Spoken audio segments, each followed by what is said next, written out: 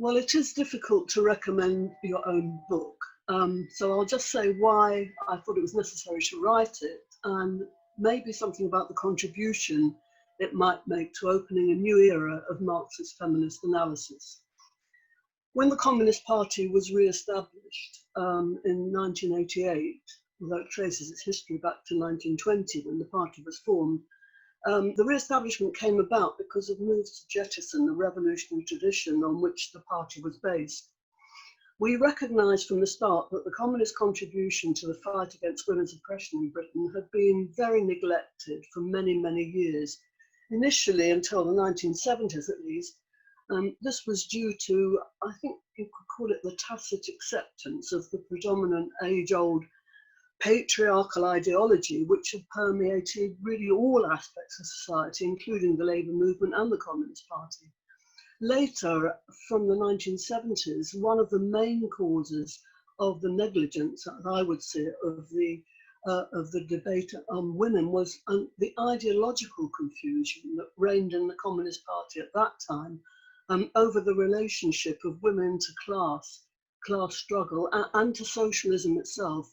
And this resulted in a situation where the Communist Party of Great Britain was reduced at least to well, at best, I suppose you could say, to a moral approach, and at worst to an uncritical stance, which led elements of the women's, which were already elements of the women's movement, into a complete ideological cul-de-sac. It was, and it still remains, our view that in order to redress the mistakes of the past, we really have to re-examine the origins, the history, and the present manifestation of women's oppression and super-exploitation in Britain, and to critically examine non-Marxist theories which have hindered that understanding. Well, unlike almost every other labour movement organisation, the Communist Party today has begun to develop a Marxist feminist understanding of this vitally important issue, and the product is this book, Women and Class, which was first published in 1990, but now in its centenary year, the Communist Party has published this new, updated and almost completely revised edition. So what do we say? Well, to understand the nature of women's oppression under capitalism and its relation to other forms of oppression, we have to begin at the level of the relations of production, and with the fact that the economic exploitation of the working class takes place by the ruling class, by capital.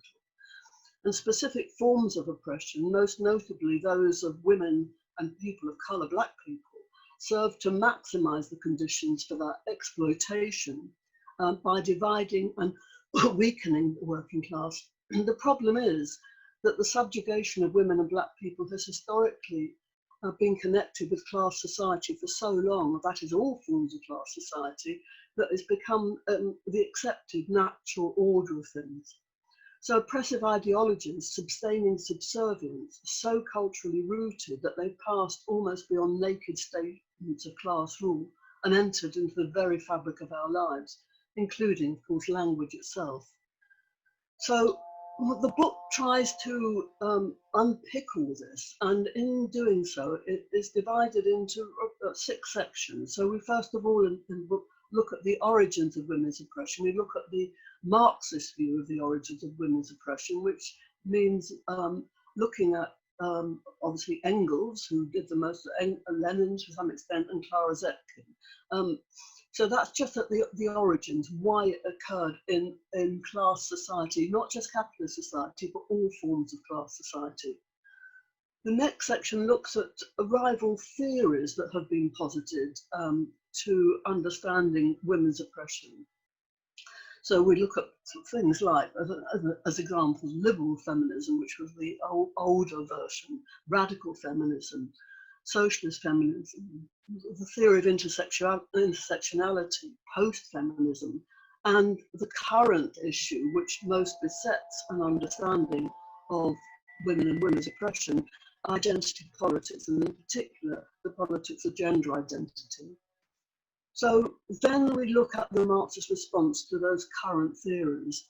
And this section tries to outline and this is, I think, makes hopefully a major contribution in developing a Marxist feminist theory of women's oppression in contrast to all the other versions. Then we look at the history of women. I mean, this is pretty vital, I think, to understand where we've come from in order to understand where we're going. So we look at, first of all, the history of women in the 19th and 20th century. We look at where women workers, well, this is women under capitalism, women workers, and in fact we uncover the fact that women were the first factory workers, but that's something that you can read about in the book. We look at the struggle for women's rights in the 19th and 20th century, obviously looking at suffrage, but many other forms of struggle, the right to education, and many other issues. And then we look at, historically, at the labour movement's rather appalling attitude to women and the fight for women to gain access into trade unions and political organisations. The next section looks at the question of women today. Where do we stand? Have we improved? Has our situation improved? And there we look at issues like the feminisation of poverty. We look at the question of wages, unequal pay, and why it exists, and how we can, well, how we should fight to remedy that. And importantly, we also look at the issue of black women and racism, but particularly looking at the position of black women. And then we look at the current state of the women's movement and the current state of women in trade unions today, and the problems that still exist. Finally, as you would imagine, we have to look at what we can do. What are our perspectives? And in that respect, we look at the history of women in the Communist Party, their history, and currently what women are doing and what our policy is. Our policy, which has been outlined, adopted at recent congresses, our policy on women and gender, which we feel makes a major contribution within the labour movement, being the only organisation which has got a real handle on this question. We look at a Marxist feminist perspective on how we should struggle ahead, on what the struggle should be for, how we should link up with the labour movement, how we should link up with the women's movement, what kind of women's movement we want, and how we should fight for it. And that is based on another of our policy programmes, which has been adopted widely already in the labour movement, and that is our Charter for Women. So that's roughly the content. And just to conclude, I think that it's imperative that now more than ever before, because of the new attack on women's rights, we need an approach to what's called the woman question, which recognises that women's oppression is absolutely indissolubly linked to the operation and maintenance of the capitalist system. Thus, that the fight to end women's oppression is no mere optional extra. It's an intrinsic and essential part of the struggle for progressive socialist and economic change. There can't be any way forward without that understanding.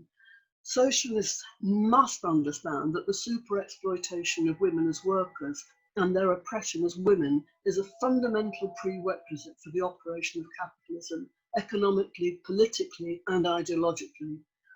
Thus, we argue that the question of the status of what is after all half the human race, i.e. women, is not a matter to be left to the political whim of the moment. It has to be rescued from such a fate and placed where it belongs, at the absolute forefront of the struggle for social change. The fundamental and most important principle underlying our Marxist feminist analysis of the woman question outlined in this book is that the oppression of women is rooted in class exploitation, hence the title, Women and Class.